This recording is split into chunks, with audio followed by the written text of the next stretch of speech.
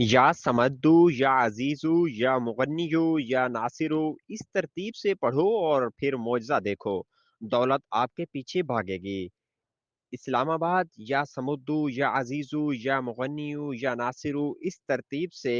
پڑھو اور پھر معجزہ دیکھو، دولت آپ کے پیچھے بھاگ گئی۔ اگر حضور اقدس صلی اللہ علیہ وآلہ وسلم کی زندگی اور صحابہ اکرام رضی اللہ تعالی عنہ کی زندگی کا مطالعہ کیا جائے تو حضور اقدس صلی اللہ علیہ وآلہ وسلم نے بہت سے صحابہ کو ایسے ایسے وظائف سکھائے ہیں جن میں پوری امت کے لیے سبق ہے کہ جب بھی کوئی مشکل ہو، مسئلہ درپیش ہو تو اللہ تعالیٰ سے اعمال کے ذریعے اپنی مشکلات کو حل کروایا جائے۔ نبی کریم صلی اللہ علیہ وآلہ وسلم نے ایک صحابی کو تنگ دستی دور کرنے کے لیے اور گھر میں خیر و برکت کے لیے تین باتوں کی تعلیم دی، اور صحابہ کرام کو کہا کہ انہوں نے اپنی آنکھوں سے دیکھا ہے کہ وہ صحابی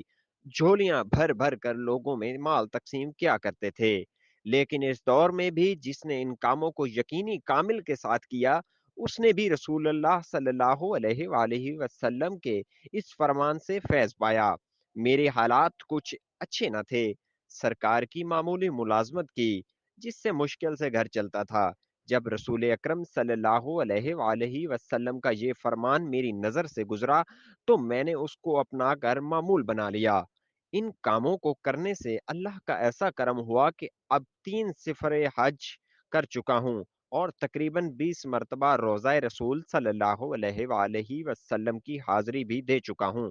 آپ خود ہی سوچ لیں کہ سرکار کی ملازمت اور محدود تنخواہ ہو تو اس سے بندہ حج عمرے کا کہاں سوچ سکتا ہے، لیکن ان کاموں کی برکات کی وجہ سے یہ سب ممکن ہوا، اور اللہ کے مجھ پر بڑے کرم ہے کہ حضرت عائشہ رضی اللہ تعالی عنہا بیان کرتے ہیں